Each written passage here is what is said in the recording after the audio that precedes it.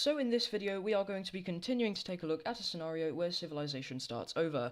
We are now on episode 11 of the series, and in the last episode we saw an extremely important war take place, and that is of course going to be the collapse of Egypt. So if you didn't watch the last episode, please make sure to go and watch it. That episode was very important, and in this episode we are going to be seeing a lot more important stuff happen as well. If you do end up enjoying this video, please make sure to like and subscribe.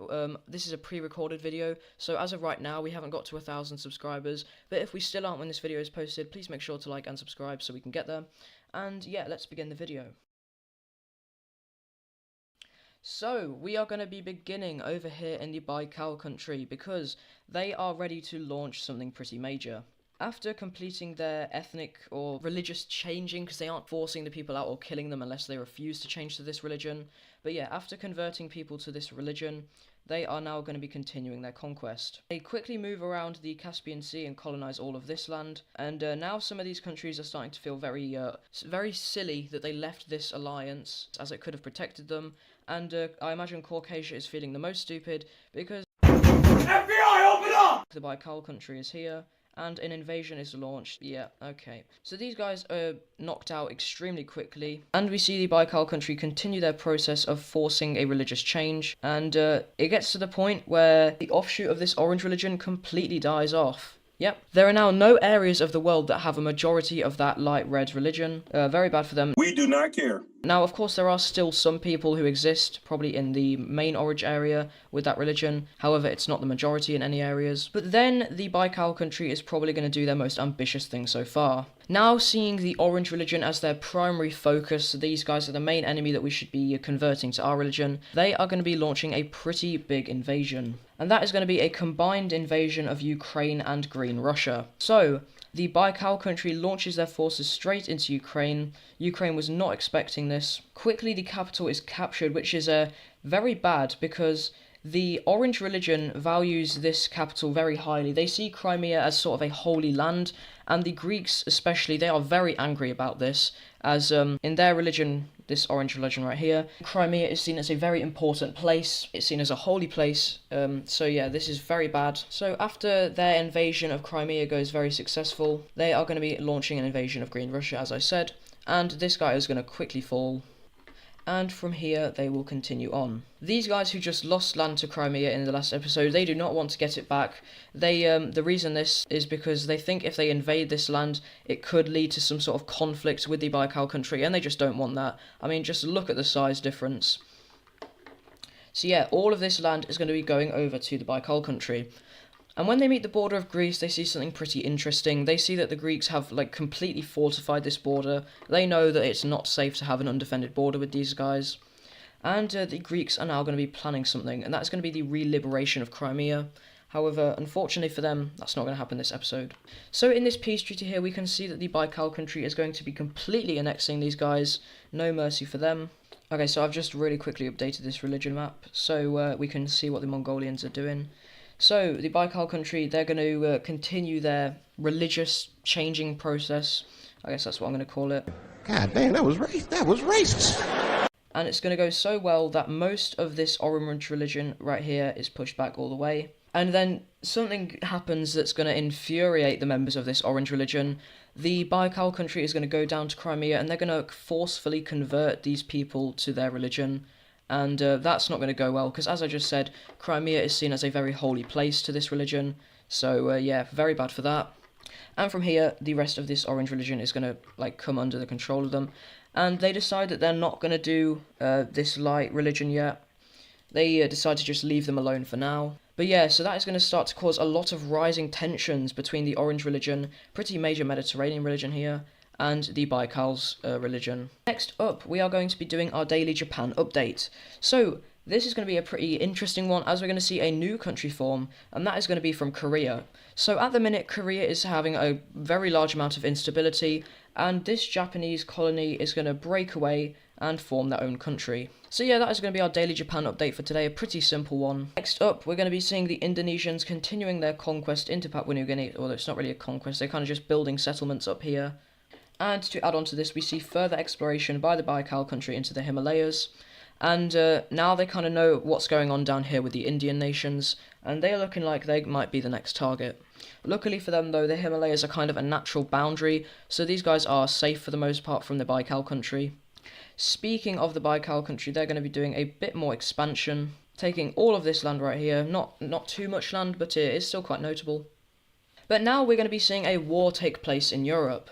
So over here between these two countries, I guess Poland and Austria, these two have they have a bit of an issue. If you take a look at the province map right here, you can notice something pretty weird. This province goes over to here. However, these guys have a claim in this country, and this is actually a border dispute, and this is finally going to lead to a war. So the magenta country or whatever, I don't know what this colour is, I'm just going to call it like pink. The pink country is going to, like purple, this kind of looks like wine. The wine country, lovely. The wine country is going to quickly move, and they are much stronger than Austria because not only do they have a coastline, but they have more people, more cities, and a stronger military. So the capital of Austria is quickly going to be captured. And we also see the red team, who has done absolutely nothing for ages. They decide to get in on this, and they take this city right here, which I believe used to be part of them. And this country is then going to surrender. So in this peace treaty here, we can see that Austria kind of got away without losing too much land. That I think they lost 4 provinces in total, but yeah, they have been weakened from this war. They lost 2 major cities, pretty big for them, as now they only have 2 left. Next up, we're going to be seeing something pretty interesting happen. This had been going on for the past few episodes, but some explorers from here have now reached the Cape of Africa, I guess, or the very bottom part of it. I'm pretty sure the Cape is like right here. And we're going to be seeing some new countries form who kind of just want to have power for themselves and don't want to be a part of this mess up here. And we're going to be seeing a country form all the way down here, as well as one over here in North Tanzania. These countries are very weak and very disconnected, and they kind of just resort to sort of like tribal ways. In regards to the ideologies of these guys, these guys' ideologies, they will both be absolute monarchies. I would probably say at this point, all of these Japanese countries are probably dictatorships. And we actually see a few ideologies changing over here. In Denmark, after a sort of like revolution, but not really, it's sort of like just a revolt, we see the king be forced to give away some of his power, and this country is going to be converted into a constitutional monarchy. And also in Galicia, we see, as I had said in a previous episode, this country is like a full-on constitutional monarchy. The king has no power. He's just a figurehead. This is the only constitutional monarchy where the king doesn't have any power at all. And there is starting to become a lot of talks of just turning this country into a full-on democracy. However, the people aren't in favour of that, as the king is actually quite popular. He's very friendly to the people. So for now, this country will stay as a constitutional monarchy. Now we're going to be taking a look at a bit more exploration. So over here, the Indonesians are going to discover Australia. However, they really don't go too far into it, as it is very hot. Not the climate that these guys are used to, just complete desert. We also see Madagascar get discovered by these Indian nations. And at this point, most of the Indian Ocean is mapped out. This kind of starts to happen after Australia is discovered. But these Indian nations are very focused on exploring this. We also see continued exploration of Greenland, as well as this island right here. I think this one is called like Jan Mayen or something. And a pretty big step happens here as well, which is going to be Carthage actually now takes some land out of this desert area. They previously hadn't done so, but with like increasing technology, they are now able to claim some of this land in the desert and actually live there. We also see this Somalian country expand, and we see Qatar and Mesopotamia meet up over here as they connect up their land with expansion. And Qatar now also connects up with their puppet state right over here. This Persian country, which used to be the Caspian country's colony, they are also going to expand. A lot of people have fled to this country, so it's having increasing population and it's kind of becoming quite unstable. But nonetheless, they are going to expand anyway. But now we are going to be doing an update to the trade routes layer. I haven't done an update to this in absolutely ages, so I think it's about time we do an update. So, with Egypt gone, this trade route in the north can fully be connected up now. We also see Morocco is now fully connected up all the way down to their southern point. And a trade route fully around Spain is completed. We also see this trade route now connect up north, and after a lot of begging from other countries, Sweden is finally going to allow Norway to be connected up to this trade route, but a lot of restrictions are set up by Sweden, so Sweden basically just decides what Norway trades, and a pretty big tax is set up on here, so when Norway tries to bring goods through here, Sweden just taxes it so much. We also see a lot of these Central European nations be connected up to this trade route. However, over here, a pretty big issue has happened, sort of like what happened with Egypt when they were just taxing everyone who went on their trade route. The Baikal country is not letting anyone pass into their country on these trade routes unless they are the same religion as them, and that's basically no one because only they are their religion. Looking at the religion map right here, we can see that only they are their religion, this country right here. So yeah, this is becoming an issue, and this kind of forces a new trade route to be constructed here. So now if you want to get from some place like Finland to Persia, before you could just go like this, now it's a lot more of a hassle. You have to go around all of this, down through here, and then you can't really even like complete it. You have to like go away from the trade route because there isn't a trade route being constructed through the desert. So this is causing a major pain to a lot of these countries. Over here in East Asia, we see something pretty interesting happening. Borneo is completely connected up to the trade route, and this kind of goes through into the Philippines. We also see a sea trade route connect up Taiwan, and Japan is now linking up to Sakhalin back into there. We also see some more Indonesian trade routes, and this kind of just fully connects up their country. And the final thing for the trade routes map is this sort of like sea connection over here. It kind of just moves around the coast. But that is going to be it for the updated trade routes layer. But it is at this point where we're actually going to be looking at the alliance layer because not much has happened here for a while, and now some things are going to be changing. So, a new alliance is going to be forming, and that is going to be an alliance led by Greece and the Red Religion. And this is going to be the new Triangle Alliance. So, Greece is going to say, we need to defend against the Baikal country. They are clearly going for our religion, and we need to stop them. And they send out a call to any other orange religion countries, and a lot of countries are actually going to answer this call. These countries include this Yugoslavian country, the purple country, and their kind of puppet state over here. And we also see the Carthaginians joining. They are already in the Square Alliance, but they are now in two alliances at the same time. And while they don't exactly feel threatened by the Baikal country, they still understand the importance of stopping them. We also see Russia decide to join in on this alliance, even though they aren't the orange religion. They see a lot of Mongolian forces built up on their border, and they kind of feel very threatened by it. Now moving away from all that miserable stuff, we're going to see some pretty nice stuff happen, and that's just going to be some expansion. So this Vietnamese country is going to take a very large portion of land right here, now meeting up with their peoples. As we can see, they are both the Lime religion. And I think the final event of this video is going to be a treaty drawn up to colonize this land. So, as I had just mentioned previously, there is no trade route that connects up through the desert here. However, the countries now, with no access to this trade route up here, they understand the importance of building a new one, so they decide to claim this land so they can easier build the trade route. And that treaty is going to look something like this. The trade route that had been planned when these Arabian nations had colonized this Arabian land to avoid having to go through the Baikalian trade routes has just completed.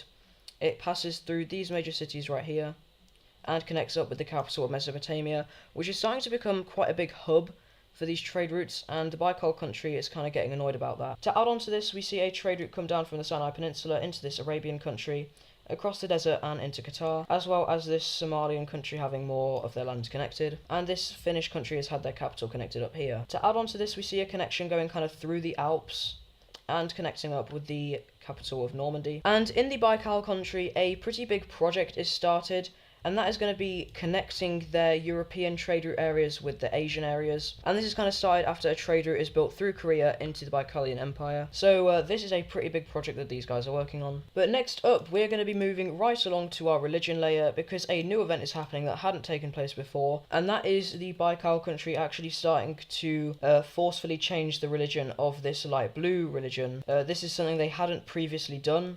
They are now doing it, and this is going to have some pretty negative side effects. Mostly it's just going to be a lot of uprisings in the areas controlled by these guys, and this kind of it sort of loosens their grip on this area over here, especially down in this very southern area where an old country used to exist that is kind of now wanting their independence again. Anyway, moving away from that, we're going to now be looking at the alliance layer, because a new country is actually going to be joining the Square Alliance, and that's actually going to be Rome. So as I said in the last episode, Rome has pretty good relations with Carthage, advantage, and now for kind of defense against some enemies out east, they are deciding to fully join the alliance. Now, really quickly, we'll be looking at a little bit more exploration. The South African country, or the Cape country, they're going to discover a lot more of this southern African area, and some more explorations are going to take place into the sub-Saharan area over here. These guys don't really know how far away they are. These people over here, they know that the Europeans are over here, but they really don't know where, so they don't know like how far they need to go. Over here, the Indonesians are going to send out a voyage along the coast of Australia. They discover a really large portion here, like one captain, a very prevalent captain in the Indonesian country. He is going to go and he's going to discover all the way down here to Tasmania. He's then going to keep on going, and after reaching this point, he actually manages to successfully circumnavigate the whole of Australia. This is actually a pretty big naval achievement, and it kind of really shows the advancement of the technology. To add on to this, we see a little bit more exploration into Siberia, as well as into Greenland. But next up, we will of course be doing our Daily Japan update. And this Daily Japan update is going to be a pretty simple one, and that is just going to be that this Chinese island right here, they kind of want independence from China. They're kind of far away, and China is going to go ahead and grant these guys their independence, and they will become this dark blue country right here. Unfortunately for the people living there, though, they are going to be a dictatorship. And yeah, that's it for the Daily Japan update today. A pretty simple one. However, something else kind of happening, although it's not really a Daily Japan update anymore because it's not really in Japan. The Hokkaido country is going to continue on their conquest, now leaving the Kuril Islands and even entering into Siberia. We also see Sweden doing a little bit of expansion into colder areas as they set up a colony over here in Greenland, just like this. But now we're going to be looking at a war taking place. It's been a while since we've had like sort of a big conflict, and that is exactly what we're going to see happening here. So, as we know, these two guys right here are in a struggle for power over the Indian subcontinent. Previously, it had been a struggle for power between this blue guy and this rose pink guy. The blue guy had won, and now the blue guy is focusing on the lime guy. Very creative names here. And they, of course, want to gain full control over this trade route, as this trade route is basically what is giving these guys all of their power. So, the blue country is going to launch an invasion into the lime team. Their main goal is to capture the coastal areas. However, they will also focus on getting this major city right here. They will capture this major city just up north as well. And these guys are absolutely rolling, and this is really showing the strength of them. They then quickly move over and take this major city right here. However, down south, they do see a sort of pushback. These guys decide to enter into their country. Not too sure why they decide to do this. However, it really doesn't last long. And it's getting to the point now where the dark blue team is even entering into the Gujarat Peninsula. However, just as they enter across into the peninsula, the rose pink country, who has just been attacked by them, looking for some revenge, decides, why not? And they decide to join the war on the side of the lime team. These guys, who are fueled by revenge, are going to move in and quickly recapture this major city. This land hadn't yet been fully assimilated, so we even see a very small and minor breakaway down here, and this actually allows for the encirclement of some of these troops. These guys will then continue across the whole border, and then these guys will be kicked out of the Gujarat Peninsula. However, now that it's kind of looking up for these guys, we do see something happen that is gonna kind of push the war back to being more even. The Bangladesh country, they decide to join the war. These guys had been, well, before the blue team had attacked the rose pink country, and while they had still been very strong, these guys were really trying to influence and corrupt this country in order to gain influence over it, and these guys are very annoyed about that, and now they think it's time to take their revenge. These guys will quickly cross into the rose pink country, managing to take a major city pretty much straight away, and pretty much immediately these guys are going to fall back over here. We do still see the Gujarat country manage to push back the dark blue guys. However, over here these guys are almost fully pushed out of the dark blue country. These guys will then start an offensive into the rose country, and they will manage to restabilize the front in the lime country and even push back just a little bit. Now, sadly for these guys over here, they're getting sandwiched. The Bangladesh country on their own is about the same strength as them, but with these guys, who are the strongest Indian country, also fighting them, they're really not going to stand a chance at all. These two major cities are captured, and the country is basically just squashed. After this, we see the combined forces of Bangladesh and the blue team blitz straight into the lime team, and before the capital is even captured, these guys, they're not going to fight till the end. They understand that for the better of the people, they should surrender, and that's exactly what they're going to do. The lime team surrenders to the blue team. So that was a pretty interesting war, and now let's take a look at this peace treaty. So, taking a look at this peace treaty here, we can see that the blue team is really putting some weight on. They have grown loads in power and strength from this war, and you might notice they've actually set up puppet states, and this is because while the blue team is expansionist, they're not stupid. They know if they just completely annexed all of these territories that they wanted, it would cause them a lot of instability, so they decide to just set up puppet states instead. The rose pink country is now on the verge of collapse, The Bangladesh country did get quite a lot out of this. The Lime country, they've also fallen off a lot, and now they have to give full control of the trade route to the dark blue country. So yeah, we see the dark blue country sort of on the rise here. Next up, we will be going to the Baikal country, and we will be seeing their shenanigans. The Baikal country will be expanding all the way down south, now meeting up with the Indian Ocean here, and well, let's just yeah, that's not very kind. So, the Baikal country is going to invade straight away after taking that land into Persia. Very sad for Persia. And this is once again showing the expansionist ideology of the Baikal country. And for the final event of this video, we're going to see Somalia do a little bit of expansion. They're going to take Socotra right here, and they're also going to set up a pretty notable colony over here in Yemen. They will also be expanding just a little bit into the mainland of Africa as well. So in this video, we are going to be continuing to take a look at a scenario where civilization starts over. We are now on episode 13 of the series, and in the last episode we saw a few pretty interesting wars. We saw the Baikalian Empire and continue their invasions, continuing on with the invasion of Persia right here, and we also see a pretty big Indian war take place. If you do end up enjoying this video, please make sure to like and subscribe. Any support is greatly appreciated, and let's begin the video. So we are going to be beginning by taking a look at a new layer that I've just added. This is going to be a pretty small thing we're going to look at. I've added Holy Land, so the stars represent where the Holy Land of these different religions are, so it shows the colour, and it's basically just showing what areas are important to these religions. Not really much to go over here, but the first thing I'll be doing is we're going to be looking at a little bit of colonization. This blue Indian country, which in the last episode had a pretty big war take place, and now by far the strongest country on the Indian subcontinent, they're going to go over here to Madagascar, and they're actually going to colonize the northern part of the island, and this is of course to kind of just build out their overseas empire with some trade. Next up, however, we're going to be looking at an updating to the power rankings. I haven't updated the power rankings in a while, so I think it's about time I do an update to it. So at number 1 we have the Baikal country. They are still the strongest country in the world, pretty obviously. At number 2 we have Sweden. At number 3 we have Greece. At number 4 we have Indonesia. They are becoming very strong now. At number 5 we have France. At number 6 we have Central China. These guys have been really moving up ever since they've got the technology of the old world. At number 7 it's going to be Carthage. At number 8 it's actually going to be Blue India. And that is the first time they've been on these power rankings. At number 9 it's going to be Rome, and at number 10 it is going to be the Dutch. So that is it for the power rankings. Pretty simple update. I believe this to be right. I don't think I've forgotten any countries. But now we are going to be moving on to a pretty big war. So, the Baikal country, continuing on with their conquests, now has a new target in mind. As we know, this trade route here had just been built to bypass having to go through the Baikal country, and now Baikal is looking to stop that from happening. So, in a single declaration, the Baikal country declares war on Anatolia, Mesopotamia, which these guys are in an alliance, and they also declare war on Jordan. So, these Baikalian troops storm straight into these guys. They quickly move into Turkey and blitz straight towards the capital and immediately siege it. They move into Mesopotamia, take the capital, and move up the Tigris and Euphrates River, and they launch a full-on assault across the whole border. After this, we see Mesopotamia quickly fall. However, it's actually not going all well for the Baikal country, because over here in Europe, some of this recently colonized land which has been forced to change religion, quite specifically this light blue religion right here, they see what happened to the orange religion. They saw how they were forcefully converted into the Baikal religion, and now that Baikal is doing the same thing to their religion, they want to stop it. So a very big rebellion takes place over here.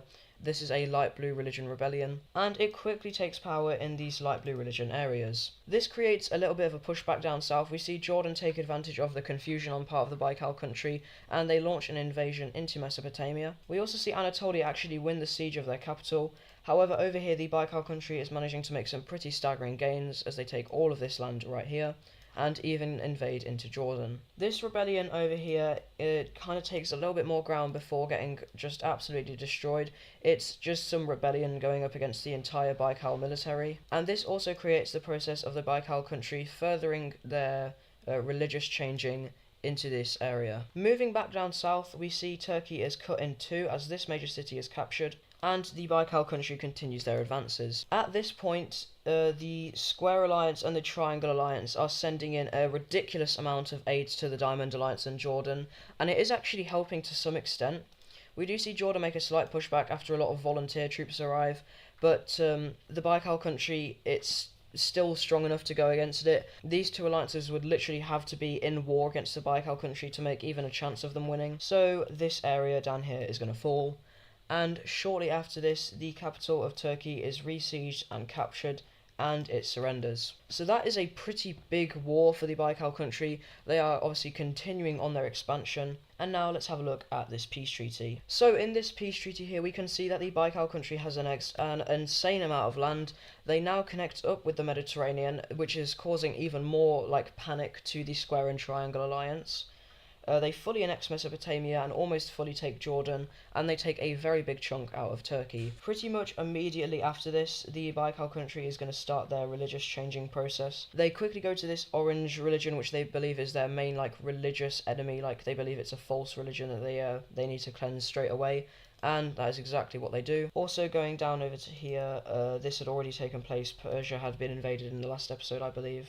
And from here we see a lot of religious cleansing take place here. And now a lot of these Egyptian nations down here, or former Egyptian nations, are getting very concerned about this. Their history in this area is being removed, and they are extremely mad about that. Moving away from that, we're now going to be seeing a new country form, and that's going to be over here in Burma. And that is going to be this red country right here. And they are forming because of a religious difference between the main Indian nations. While these Indian nations are this direct version of the brown religion, these guys right here are an offshoot of the brown religion, and they kind of just want to be safe and secure in their own country. Now, these Indian countries, they're fine with it. It's really only the gold religion that's intolerant of other religions. All the other religions are somewhat friendly to each other, and their capital will be right down here. Next up, we will be seeing the Sumatran country do a bit more colonization, now finally taking land in northern Australia. They take this island right here and a big land claim, and they also continue their colonization of Papua New Guinea. But now we are going to be seeing some exploration take place. But next up, we are going to be seeing some colonization take place. So, not moving away from Indonesia here, they're going to be discovering a lot of, not colonization by the way, discovery. They're going to be exploring a lot of Australia, as well as some more waters around it. And we also see a lot more of this Indian Ocean be explored by a lot of ships. Indonesia sends out that same captain that circumnavigated Australia out to these waters over here, and he discovers a lot of these islands. And now with the Europeans once again having a motive to move around Africa, as now we can see that the Baikal country has full control of this trade route here. The Europeans and the Africans are finally going to successfully circumnavigate Africa, and now these guys are able to move around Africa to trade with the Indian nations instead of just going through these trade routes, which you definitely don't want to do that if you're not part of the Baikal religion. So that is a pretty big achievement for a lot of these nations. There's still not much exploration into this Central African land because it's very harsh to live there. Of course, up here you've got the Sahara Desert, and down here you've got the jungles of the Congo. To add on to this, we also see these European nations set up a few more colonies. We see the Galician country go all the way down here to the Cape and set up a pretty notable colony right here. The French set one up over here in Namibia, and Morocco as well, who is also involved in this. Morocco sets up one over here in this Angolan area. We see South Africa decide to expand a little bit so they can connect up with this colony, and we see Ireland expand their colony over here just a little bit. But now we are going to be taking a look at our Daily Japan update. So, pretty simple Daily Japan update. This new country that's literally just formed last episode is going to get immediately blasted by the purple team.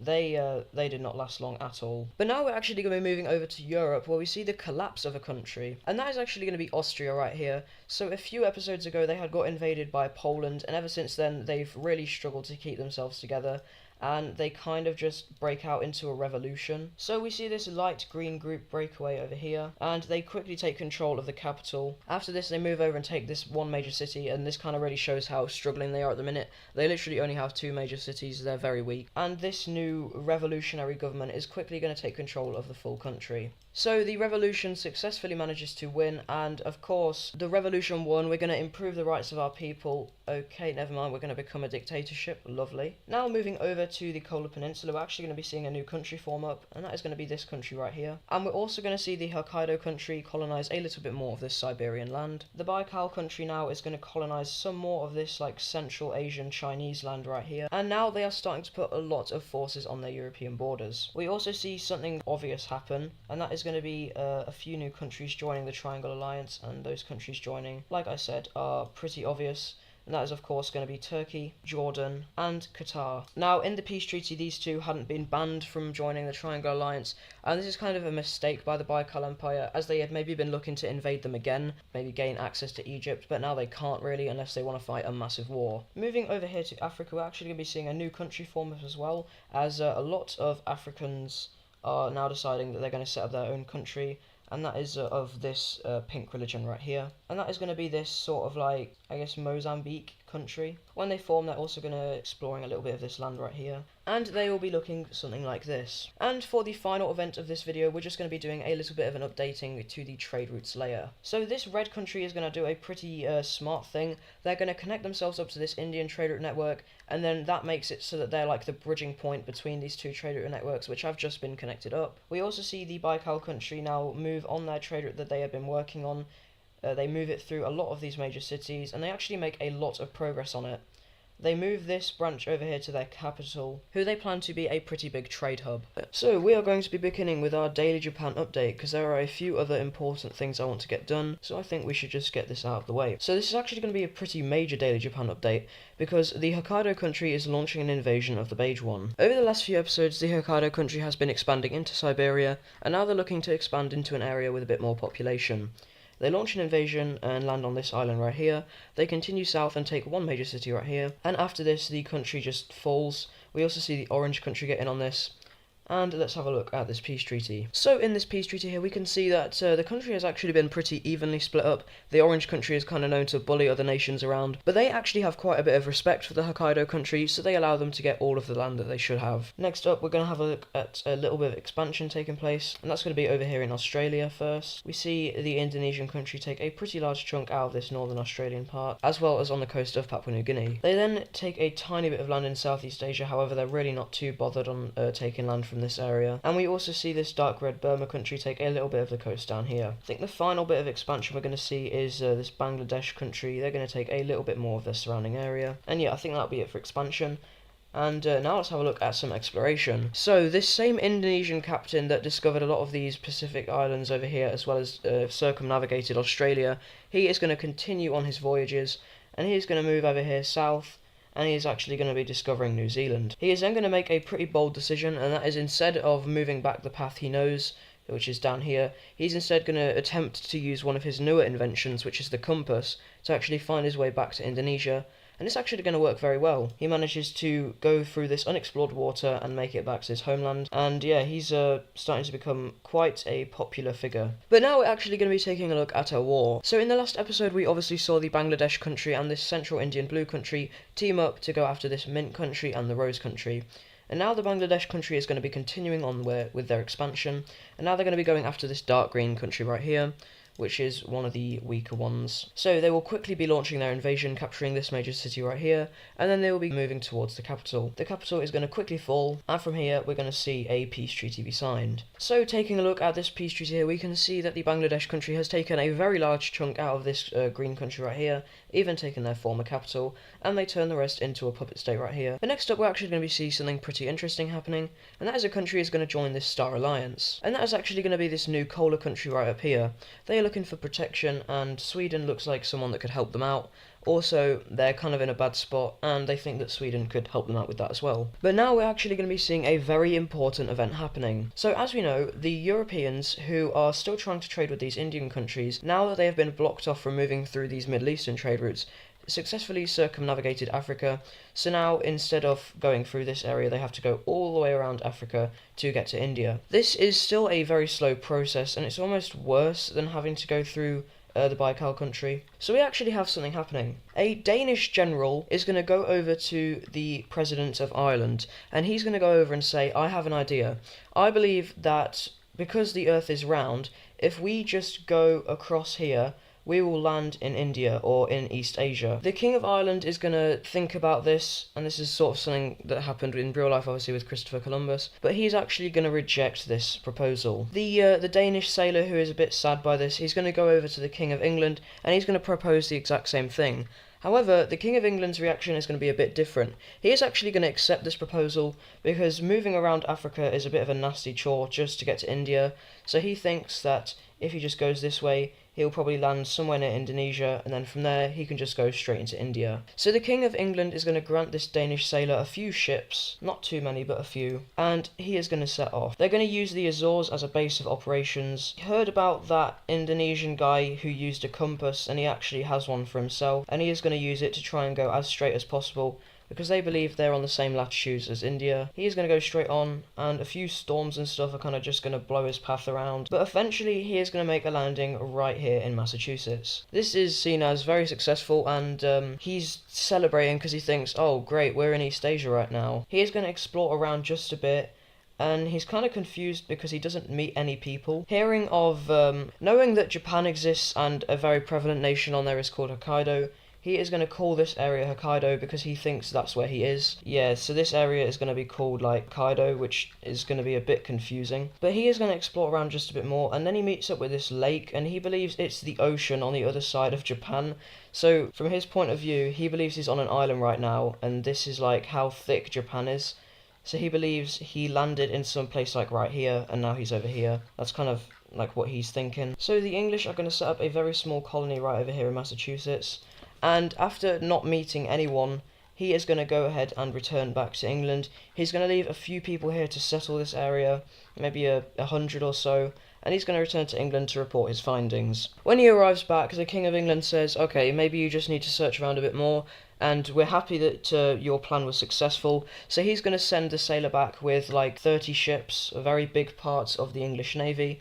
And they're going to arrive and see that the people here, they're still alive. So they're like just a bit traumatized that they've had to live there by themselves for like 2 years or whatever, however long it would be. Probably not 2 years, maybe just a few months. But with these people arriving, they're going to continue the expansion of this colony, and eventually it's going to look something like this, about 1 year after it's first settled. The English, of course, wanting to share their achievement, are going to tell a bunch of these other European nations that, hey, we just found a connection point to East Asia, now we don't have to circumnavigate Africa anymore. These European nations are going to be quite happy about this, because they also have the same, annoyance that we have to go around Africa just to get to India, because these guys do not want to let us through unless we're their religion. And a country we're actually going to see make the same voyage is going to be the blue team. The French blue team are going to start their voyage, and they're going to go out, and they're kind of just going to move south, because they believe that because the English landed in Japan, they need to go a bit further south to land near Indonesia or India. So the blue team is going to move south from about this point, and they're going to keep going, and eventually they're going to land in northern Brazil. The blue team also realises, yo, this is not Indonesia or India, and we also see the English at this point realising, yeah, we're not in Japan,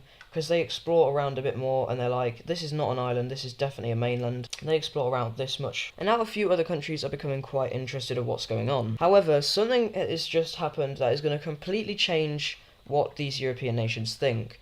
Because as the blue team is exploring around, unlike the English colony because of the area, the blue team finds gold absolutely everywhere. There is so much gold down here, and the blue team is going to report this to the European nations, and they're like, okay, we need to go in on this right now, because the blue team has just found loads of gold, and we want some of that as well. So, like, multiple different other European countries are going to set out on explorations in order to find this gold. They believe they've hit an absolute jackpot here, and one country, in fact, is going to hit the biggest jackpot of all. So, the Galician country, they're going to set out on a voyage, and they're going to kind of go in between these explored areas, and they're going to land on Hispaniola, and they find, like, so much gold. They go into caves, and there's just loads of gold everywhere. And these guys are going to immediately just go all in on this exploration of the Americas. The Bahamas are then discovered shortly after this, as well as Florida. And the explored lands in the Americas soon look something like this. The Galicians are going to set up a colony on Hispaniola right here, as well as Puerto Rico and southern Cuba. And another country we see colonizing is Gibraltar. Gibraltar is going to make a landing right over here in Venezuela, and they're going to set up a pretty nice colony right here. They do take a few of these Caribbean islands, However, Galicia is going to get most of them. And the final country for now that we're going to see set up a colony in the Americas is going to be this Basque/Pyrenees Mountains country right here. And they're going to set up a colony in southern Florida. So yeah, that is a pretty major point, the discovery of the Americas. And now a lot of these European nations are setting out colonizers to go and get this gold. The English are kind of annoyed because the area they're in doesn't have nearly as much gold as these other areas. But they're still going to put in a lot of effort into this colonization. It's at this point the Swedish also realise, oh, we already discovered the Americas, and they're going to try and take credit for the discovery. However, most people are eventually going to recognise this Danish sailor as the true discoverer of the Americas. A lot of these waters are also mapped out around this Atlantic Ocean area, and yeah. However, someone is very unhappy about this, and that is obviously the Baikal country. The Baikal country is not only annoyed that people aren't using their trade routes, but they're now also annoyed that the Europeans have found something really nice over here that they don't really have access to. This is going to make the Baikal country very mad, and they're going to start to plan something. We also see this Arabian country join the Triangle Alliance because they're also scared of the Baikal country. Now moving over here to Africa, we can see that Ireland has a pretty notable colony right here in Africa, and they're now also thinking about going into the Americas. However, they decide just for now that they're going to leave it, and instead they're going to expand this colony that they have right here, moving it a bit up north just like that. We do see a little bit more of exploration in Africa, as this is still the fastest way to get to India, because obviously this isn't India, so it's not like the Europeans are just completely abandoning this. These African nations over here meet up with Lake Tanganyika, as well as this lake right here, which I actually don't know the name of. Before we get to a major event, is going to be the Somalian country. They're going to take a little bit more of this Omani land. But now we see a extremely large event take place. The Baikal country, who has been readying up their military, they've been expanding it, now seeing that the European nations are kind of escaping them, I guess, by going into this land over here, they're going to launch their plan, because they feel like it's finally time. If they wait any longer, their plan might not go successful.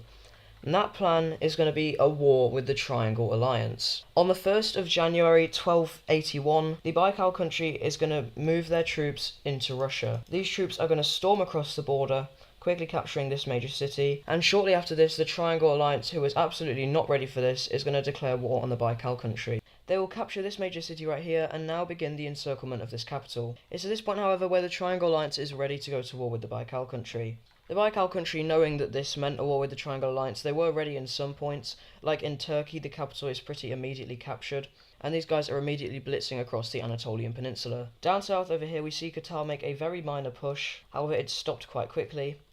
And this is the only country over here which is really making some progress, because they joined like at the very last minute. The Baikal country did not expect them to join the alliance, so they're actually going to be the only ones that see any major gains. However, just after this country is just immediately destroyed, these guys are going to see their success be turned around as the Baikal country invades into them. The Baikal country is then going to cross the border into this dark green country, and they're going to capture this major city right here. They then continue south into this purple country right here, and then they begin their invasion of Greece. The Greeks managed to hold on really well. They had set up a defensive line on this border, and it is able to move back and forth.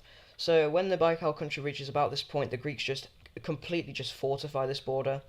However, it's kind of made bad when another point is made over here, and the Greeks are now being invaded, and the Greeks lose their second major city. The Baikal country is then going to kick Qatar out of this Mesopotamian land, and then they will continue on into the country. They take this major city right here. However, we are starting to see that they have some trouble fighting in the desert. This is kind of shown when this Arabian country right over here does make a slight pushback. However, on the coast it's a different story, as the Baikal country is going to continue their invasions. The Baikalian Empire is then going to capture the capital of Russia. However, it is at this point where Square Alliance reinforcements are arriving to the front lines. We see this as the invasion of Turkey is kind of just completely stopped as they reach this major city, and Greece actually does manage to recapture this city right here. Up north, however, the Baikal country is going to cut Russia in two, meeting up with this Finnish state. The Finns are not too happy that this is on their border, but they can't really do much about it. This area of Russia over here is then going to fall, and after this, the Russian state is going to completely collapse. So yeah, that is one country knocked out of this war.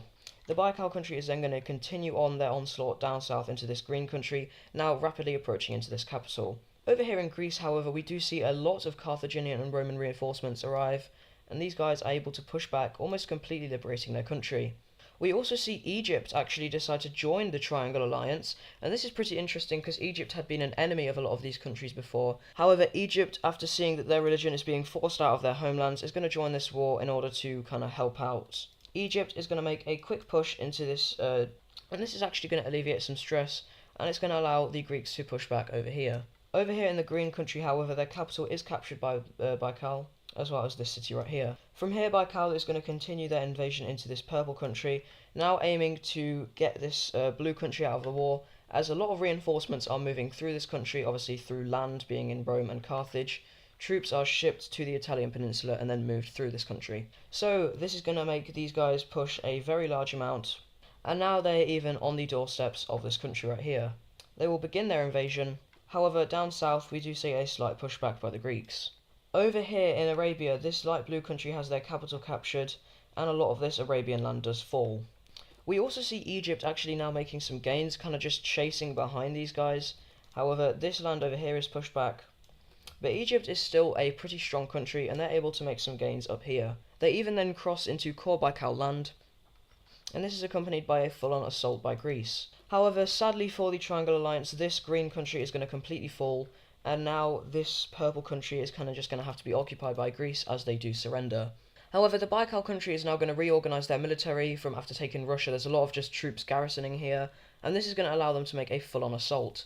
They cross the border in mass and just completely move into Greece and this Balkan country. They are then going to capture the capital of this purple country right here, and over here in Turkey they're going to make a pretty large offensive. Down south in Qatar we see Bahrain be captured, and the Qatar peninsula is now encircled. I actually don't know what the peninsula is called. This is going to lead to this puppet state kind of just falling, and this light blue country is then just going to completely collapse. However, these guys are not going to surrender. They're going to fight on. Very respectable, I guess. Egypt continuing on their tiny guy versus massive guy push. They're going to capture this city right here. However, it is at this point where forces are becoming evenly matched right here after these troops are moved up here to tackle Egypt, so Egypt is no longer going to be able to make any gains for the while. We also see continued advancements into Turkey, and now the Baikal country is entering into Greek land over here. They capture this major city, which I believe used to be the former capital of Turkey, and they are now heading towards Constantinople. The Baikal country is then going to actually just go straight up into Qatar. However, a legion of a few thousand soldiers is going to hold a very notable defensive line, and this actually saves the capital of Qatar. Next up in the Greek country, we're going to see the Baikal country make a pretty large offensive down south, and in Egypt they are actually now being pushed back. At this point we also see a new country join the war, and that is kind of just to help out their ally of Carthage, and that is going to be this Libyan country right here. And they're going to send a lot of troops through Egypt, and this is actually going to kind of retake this land that they had just lost. About this much of it. We also see Cyprus be used as a base of operations for a pretty ambitious Greek mission, and that is actually a landing taking place right here. This is kind of stupid though, as these troops probably should have been used to fortify this area over here, as Baikal is getting ever closer to capturing Constantinople. We then see Baikalian make an offensive into Illyria, capturing this major city right here. However, it is at this point where we see a new front line actually open up for Baikalia, and that is actually going to be in Asia. So, with the Baikalia becoming kind of hostile towards this brown country, and even this Sakhalin country to some extent, they're going to see, with Baikal being distracted over here, they think it's time to invade in order to, well, if Baikal wins this war, they're probably going to be next. So they say, why not just attack them now? This Sakhalin country is going to fully kick out these guys from the coast, and they're going to launch a full-on border invasion. This catches Baikalia off guard, and we see this brown country do the same thing. This forces quite a lot of Baikal troops to be moved over here to Asia, and we're actually going to see that Greece manages to use this to their advantage to recapture this capital. This area is now going to be occupied by Greece as Turkey officially surrenders, and Greece is going to make a pushback, alleviating a lot of stress from Constantinople. We also see something similar to this happen over here, and in threat of encirclement, these Baikal troops are actually going to be forced to retreat. However, Baikal actually does manage to keep control of this situation to some extent, as they kick out this Greek landing, and now are fully focusing on Egypt, kicking them all the way back to here, which is their kind of main border, and even further. We also see Qatar finally be captured, and this area over here is going to fall. We then also do see Baikal troops who are finally arriving here make a pushback into this Beijing country. However, the Baikal country then does something that is going to heavily hurt their chances of winning this war.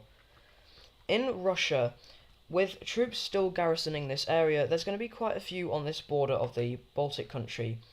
The Baltic country is a part of this Star Alliance, which is Kola, Sweden, which is a very strong country, and themselves. And these Baikal troops are actually going to get into a pretty big border skirmish with these Baltic troops. This had been maybe rigged by Sweden. It had been rigged by Sweden. The Swedish already didn't like how Baikal was coming into Europe and cleansing religions. They knew it was only a matter of time before their religion was next, and this is going to cause the Star Alliance to declare war on the Baikal Empire. Swedish forces who had suspiciously already been in the Baltic country absolutely stormed straight into Russia, and yeah, this is very bad for the Baikal country. This allows Greece to make a massive push straight across the border, retaking all of this land right here. Seeing this, we actually see some Russian groups kind of rebel away from the Baikal country. This has been in the northern area where these garrisoning forces had moved away to deal with this, and this actually allows a full reinstatement of the country. Getting inspiration from this and seeing that their religion is also the same as this light blue religion right here, this country who has been invaded, or this land that has been invaded, is the only part of the Baikal country that still has this light blue religion. And of course, it's going to be the man, the myth, the legend. Pink Romania is going to rebel away from the Baikal country. Pink Romania is officially back on the map. I know this has been something you guys have been asking for. And Pink Romania is going to rebel. As we can see, these guys are the only area of the Baikal country left as this light blue religion, and they really don't want to be cleansed like the rest of their religion had been in the Baikal country. Pink Romania is going to absolutely storm straight up and capture this major city right here. They are being heavily supplied by Greece. We also see Illyria get the chance to launch an invasion of the Baikal lands, and this Swedish advance is going to continue straight on and even capture the capital of Russia. Speaking of Russia, they're going to retake a lot of their land over here, and from here a very large pushback is going to take place. This green country over here is going to rebel away. I know this isn't the correct colour. And after troops that were garrisoning Qatar, they have to leave to obviously fight this and this over here. Qatar is actually going to rebel away, and they're going to reinstate themselves in the peninsula and in this southern land that hadn't even been garrisoned at all. They were just kind of hoping that they wouldn't rebel away. We see Egypt launch a very large offensive right here, going straight into this country, recapturing their capital, then launching a full-on assault into Jordan. Greece is then going to move fully across, and these troops over here are actually going to get encircled. This green country is going to move down here, and Greece is going to meet up with them, and these troops over here are going to fall. Pink Romania is now on a complete roll. They're going to move over here and even encircle Crimea. This is a very big defeat for the Baikal country. And we see Greece finally complete their landing in Crimea, and now the Orange Religion has finally reclaimed their Holy Land. This is a very big morale boost for all of these Orange Religion countries, all of these guys right here, and this is going to bring a lot more soldiers to the front lines. Sweden, through the Baltic country, is going to continue on their invasion, and all invaded land from the start is now going to fully come across, and all of these European lands that had been invaded since the start of the war are now going to be fully come back under the control of the European nations, the exceptions down here of course. But these countries are going to continue on. Pink Romania is going to do a lot of the heavy lifting. Obviously this isn't just Pink Romania, this is like Greece and all of these guys helping out. I'm just going to colour it Pink Romania though. The Russians are then going to invade into the Baikal country, and it is at this point where these guys are starting to fall. Over here we even see these puny little East Asian countries make advances into the Baikal country, with Sakhalin doing quite a lot of the work. Now Korea is kind of interesting. Korea is actually sort of allied to the Baikal country. This group of religion right here, they're kind of similar to this one, more similar than this one right here, the main group instead of the offshoot. The Sakhalin country doesn't care, they're going to invade the Baikal country anyway. However, Korea is going to refrain from joining in on this war, they're going to stay neutral. Over here we see this light blue country recapture their capital, and the Baikal country decides to fully retreat out of this area. This is then going to allow a massive assault to be launched across the whole border, and the capital of the former Mesopotamian country is going to be recaptured, as well as the Tigris and Euphrates river cities, these ones right here. Greece is then going to launch a very large offensive into Anatolia, retaking the entire peninsula, and they are going to connect up with Egypt. I think this is the first time ever that Egypt and Greece have worked together in a war. I think every time before they've been enemies, so this is pretty interesting to see. And it's at this point where we see a lot of ethnic minorities that had once been the dominant religious group rebel away. There are still people of like the Orange religion living in this area, even though it's shown as this colour. This is only because a majority of people living in this area subscribe to this Baikal religion. And these rebellions are going to take place all across. They're going to quickly form up into like one consolidated group, looking something like this. These guys are then going to cut the Baikal country in two, and this creates a very large amount of supply issues. And, oh yeah, this encirclement. We then see a full-on assault into Persia, and the whole coast down here is captured. Over here we see the Beijing country and this Sakhalin country meet up, and they are now planning an offensive to take the Baikal capital. After a lot of planning and just building up a lot of troops on the front line, this offensive is going to be started, and it starts off by capturing this major city right here, and now these guys are moving straight towards the capital of Baikal, right at Lake Baikal. The coalition over here is then going to continue on their advances, and now I'm kind of just going to give it one consolidated colour. These guys are going to move on. There we go, that's cool, I guess.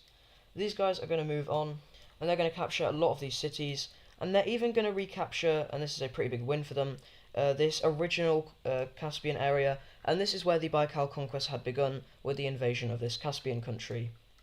They will then capture this lake right here, I think it's the Aral Sea, and from here we see this big chunk over here just kind of break away from the Baikal country. Back over here we see this offensive continue, now going straight towards the capital, and it's even getting to the point where these forces can even see the outskirts of the city. We also see at this point China join the war. They join on the side of the coalition, and they're sending a lot of forces up here to help out this Beijing country. And just as the coalition and just as the Western forces reach up with this lake right here, the capital of the Baikal country is going to surrender. The capital of the Baikal country is going to fall. From here, and after a bit more push, where the Baikal country is just getting completely destroyed, this is honestly what they deserve, the Baikal country is going to officially surrender on the 12th of June, 1265. So yeah, the Baikal country has just lost this absolutely massive coalition war, and this is going to completely change the map. So yeah, let's have a look at this peace treaty. So this is the peace treaty that this coalition is going to draw up. This just completely changes the map. The map looks completely different now, and yeah, let's have a quick rundown of this peace treaty. So first of all, we see a bunch of nations returning, and that is of course going to be the Mesopotamian country, this Caucasian country, the Persian country, the Gold country, this Russian country, and a country that hadn't been invaded by the Baikal country but is still back, and that is of course going to be Pink Romania. Of course, the Ukrainians, they would have probably wanted this land. However, seeing the effort that Pink Romania put into this war, they are going to be granted their independence by Ukraine, with the leader of Pink Romania being invited to a personal kind of independence ceremony at the capital of Ukraine. Over here in East Asia, we see this Sakhalin country and this brown country, they gain some land. Right, but now let's have a look. Over here in East Asia, we see the Sakhalin country and the Beijing country both gain land. But now let's talk about new countries that came out of the Baikal country, and I'll go over what each of them are. So, there's only 3 countries that come out of the Baikal country that are now going to be set up with the same religion of the Baikal country. That is of course going to be the original Baikal country, this country, which I'll talk more about in a minute, and then this red country.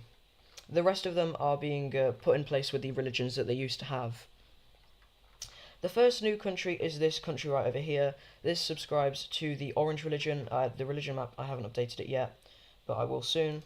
This pink country subscribes to the orange religion and the light blue religion. This country down here subscribes to the offshoot of this light red religion. And if I hadn't already talked about it, this green one subscribes to the orange religion, or the offshoot to it, and Caucasia does as well. But now, let's talk about this country right here. So, while I'll update the ideologies map in a second as well, just to show you, but this country right over here, this is now a constitutional monarchy. They were an absolute monarchy before. This is kind of the real Baikal country. This country is set up as a dictatorship because we love the rights of people. But this country right here, this is a pretty interesting country. This country right here, this is basically what most countries recognize as the kind of descendant to the Baikal Empire. These guys over here, these guys are now, they don't really care about their religious policies. They've forgotten about it, now they're tolerant of other religions. These guys are the complete opposite. These guys have an intense hatred for all of the religions. They believe that they got in the way of their God-given mission to cleanse their religion. So these guys are like the Baikal country, but worse. Any people in their country that are of a different religious group, instead of being like forcefully converted or exiled Instead of being forcefully converted or exiled if they don't convert, these guys are just straight up killing the people that don't convert to their religion, or killing people that aren't their religion. So yeah, these guys are really awful countries. So this guy is in a really awful country. I'm just now going to update the religion map, so I will be back when that is finished. So this is the updated religion map. We see the Baikal religion has now been kicked back to where they were before. And you might notice something pretty interesting. Most of these religion borders don't look like they follow actual countries' borders, except for this one over here, and obviously it's because of these guys. Now I'm going to update the ideologies map. Okay, so I think I got everything, and yeah, this is the updated ideologies layer. So as we can see, most of these new countries are absolute monarchies. We have a few dictatorships, and of course this one right here. I don't know if I mentioned it before, but this one is now a constitutional monarchy. And yeah, that pretty much goes over the whole thing. So unfortunately no daily Japan update video today because this one is getting a bit long. But yeah, if you did enjoy this video, please make sure to like and subscribe, and I will see you in the next one.